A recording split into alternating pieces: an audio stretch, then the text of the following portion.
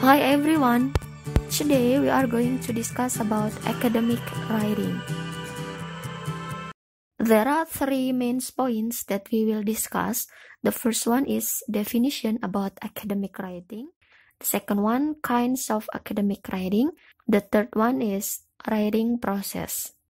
We jump to the first one, definition. What is academic writing? Academic writing is the writing you have to do for your academic purposes. Jadi semua bentuk tulisan ataupun semua bentuk karya tulis yang memiliki tujuan akademis. The main output of academic writing, tujuan utama dari penulisan akademis adalah to discover a certain invention or argumentation. To discover, untuk menemukan atau untuk mengetahui a certain invention, sebuah penemuan ataupun argumentasi that contributes to knowledge, yang berkontribusi untuk ilmu pengetahuan. Ideally, the structures of academic writing are formal, systematic, and using scientific language. Jadi secara idealnya, struktur dalam penulisan akademis itu ada 3. Yang pertama itu bahasanya formal, terus sistematis ataupun terstruktur, dan juga menggunakan bahasa-bahasa yang ilmiah. Oke, the second one, kinds of academic writing. Jenis-jenis atau macam-macam dari tulisan akademis. Yang pertama yaitu books that have academic purposes, yang memiliki tujuan secara akademis. Misalkan buku pedoman mempelajari aljabar atau buku tentang bagaimana menjadi guru profesional di tingkat sekolah dasar, ataupun essay. Essay di sini ya tulisan, mungkin teman-teman semua sudah pernah nulis essay. Ada judulnya, ada intronya, ada bodinya atau isinya, terus kemudian ada kesimpulannya. Mungkin beberapa dari kita pernah membuat essay di level SMP ataupun SMA tentang sebuah mata pelajaran. Terus yang ketiga itu adalah research paper. Materinya dan juga permasalahannya cukup kompleks. Dan untuk contohnya bisa berupa skripsi, tesis, ataupun disertasi. Terus selanjutnya conference paper, ataupun ketika kita ingin mengikuti konferensi, for example international conference, dan kita harus membuat sebuah, bisa dibilang paper, bisa dibilang artikel gitu, yang dijadikan sebagai acuan ketika kita ingin presentasi.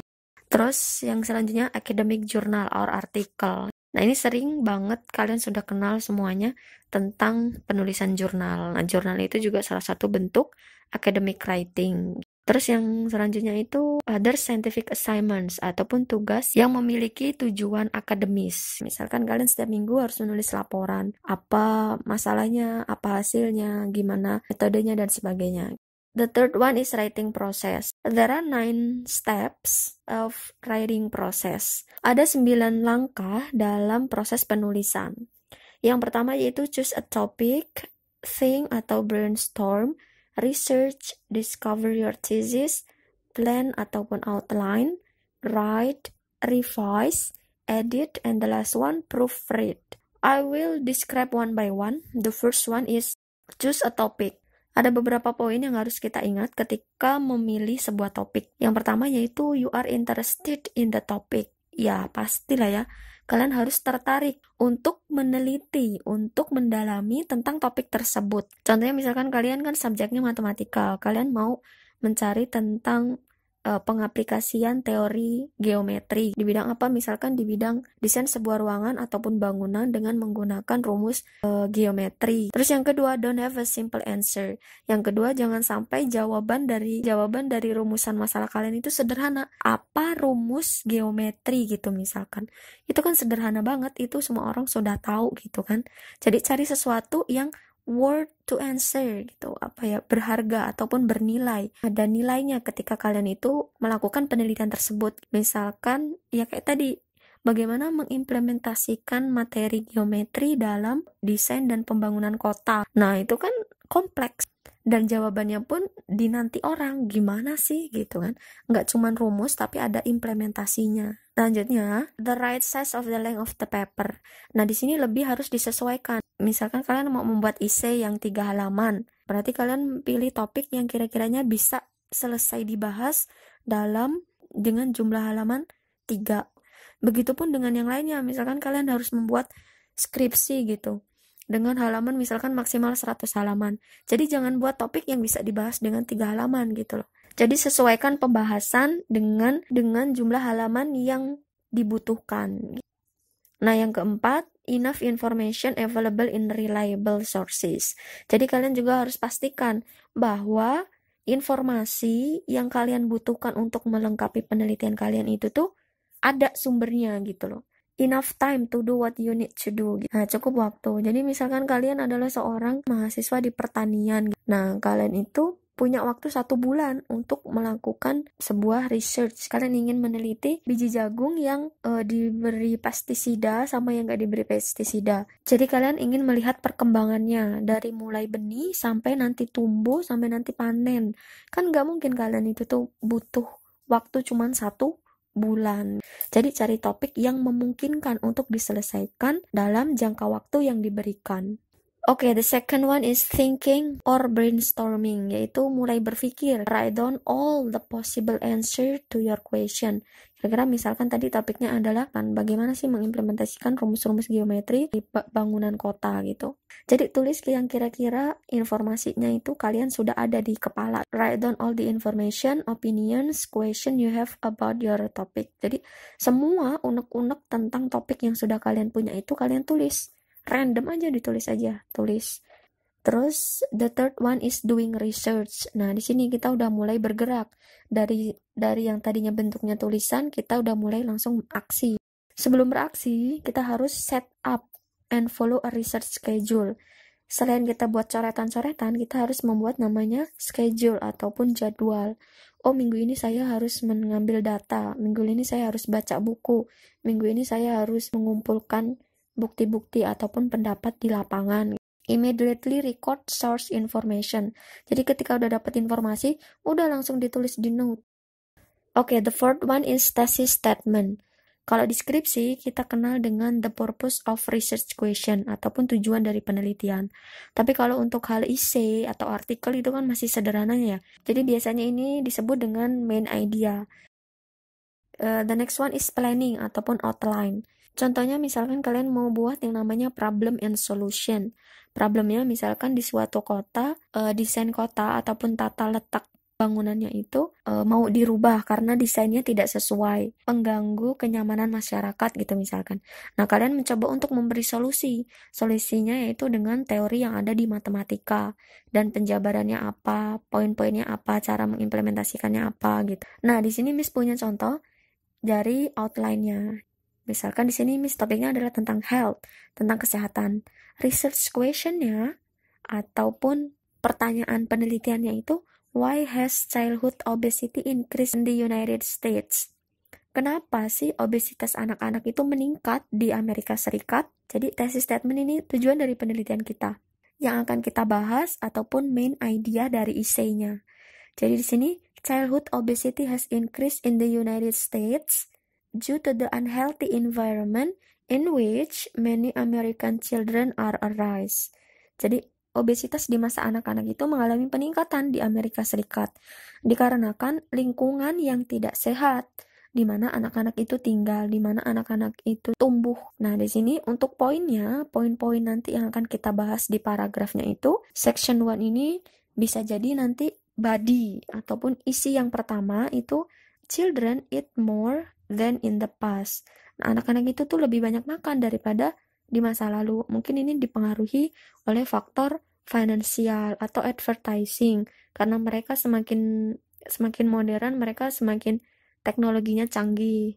Bisa melihat iklan di TV, di handphone, semuanya gitu. Jadi mereka tertarik untuk makan gitu. Nah, yang kedua itu ada children do have as much physical activity as in the past. Dan yang ketiga, parents model bad habits. Nah, di sini orang tua memberikan contoh kebiasaan yang buruk gitu. Jadi mungkin mengonsumsi junk food atau makanan cepat saji dan sebagainya. Section 1, 2, 3 itu mendukung thesis statement-nya gitu loh. Jadi thesis statement itu inti tujuannya yang kita jabarkan di dalam paragraf. Oke, the next one is writing. Di sini Miss mau fokuskan di dalam bentuk essay ya, dalam bentuk essay ataupun artikel. bukan dalam pembahasan yang lebih luas seperti skripsi ataupun tesis. Di dalam penulisannya itu ada introduction ataupun pendahuluan. Nah, di sini ada beberapa tips untuk membuat introduction yang baik. Yang pertama, use the first sentence as a hook sentence. Hook sentence itu kalimat yang memancing, kalimat yang membuat orang itu tertarik untuk membaca isi dari keseluruhan. Jadi, di introduction ini kalian bisa menyertakan sesuatu yang bersifat fakta, sejarah, ataupun kalimat-kalimat atau pernyataan yang menarik. Setelah kita membuat kalimat pertama, kalimat selanjutnya kita isi dengan informasi yang mendukung. Oke, poin yang terakhir dari introduction adalah kalian harus menyertakan thesis statement ataupun tujuan dari penelitian kalian. Apa sih isi dari paper kalian? Biasanya thesis statement ini ada di kalimat terakhir di paragraf introduction. Setelah introduction ada body ataupun isi. Tips yang harus dilakukan, yang pertama, each paragraph should have 1 point. Setiap paragraf itu harus punya 1 poin. Jadi misalkan dalam paragraf itu kalian ingin membicarakan tentang the benefits of social media in learning process gitu. Di situ isinya nanti kalian harus ungkapkan apa contoh, penelitian, ataupun fakta tentang penggunaan sosial media yang dapat mendukung proses pembelajaran. Dan jangan lupa main idea di setiap paragraf itu harus berkorelasi dengan thesis statement-nya kita. Nah, oke, terus every main idea is supported by supporting statements. Kalian harus support dengan penelitian-penelitian orang lain ataupun contoh yang lain yang kiranya dapat memperkuat pernyataan kalian di main idea-nya. Every last sentence in paragraph should review, emphasize, or conclude the idea in paragraph. Jadi setiap paragraf itu ujungnya harus ada kesimpulan mini dari paragraf itu. Jadi misalkan ada kata-kata sehingga atau oleh karena itu. Di bagian writingnya yang terakhir ada conclusion. Conclusion yaitu kesimpulannya. Restate the thesis statement in different word or phrases. Tadi kan kita udah punya thesis statementnya. Nah, kita ungkapkan kembali dengan ekspresi yang berbeda gitu. Misalkan, jadi untuk contohnya thesis statementnya, social media gives positive impacts on students' learning outcomes. Sosial media memberikan dampak positif terhadap hasil belajar siswa. Dan untuk konklusi yang bisa kita buat di restate thesis statement, yaitu some online activities done in social media significantly contribute to students' understanding better. Use your own thoughts to sum up your paper. Jadi gunakan pemikiran kalian, gunakan logika kalian untuk menyimpulkannya. Jadi sudah dibahas, terus ini kayaknya kira-kira kesimpulannya seperti ini deh. Sama satu lagi poin yang harus diingat di kesimpulan adalah don't write any new information atau poin. Jadi namanya conclusion itu adalah menyimpulkan apa yang sudah kita bahas. Jadi jangan sebut info ataupun poin baru yang kita tidak bahas di kalimat-kalimat sebelumnya. Di sini sudah merangkum outline bagaimana menulis sebuah essay ya, essay ataupun artikel. Nah, yang pertama ada judulnya, kalian judulnya di sini, judulnya apa, topiknya apa gitu. Terus poin yang pertama itu ada introduction. Di introduction itu ada 3 poin, attention grabber ataupun pertanyaan yang kira-kira menarik pembaca untuk mengetahui informasi yang selanjutnya. Yang kedua, background information. Kita berikan statement, kita berikan bukti-bukti yang menarik, yang mendukung kalimat pertama kita. Terus yang ketiga ada thesis statement. Jadi kita sebutkan tujuan dari penelitian kita, tujuan dari essay kita di kalimat terakhir di paragraf introduction. Terus step yang kedua yaitu body. Body-nya ini terserah kalian. Misalkan kalian punya isinya itu poinnya nanti ada 3. Berarti body paragraf pertama, body paragraf kedua, body paragraf ketiga. Tapi setiap body memiliki strukturnya, yaitu topic sentence. Nah, terus kalimat selanjutnya itu ada supporting detail. Supporting detail ini bisa berisi deskripsi, contoh-contoh, fakta, dan sebagainya. Terus yang terakhir yaitu conclusion, yang tadi ya, kesimpulannya. Kita sebutkan kembali thesis statement-nya kita, tapi dengan ekspresi yang berbeda. Intinya sama, tapi kata-katanya saja yang berbeda.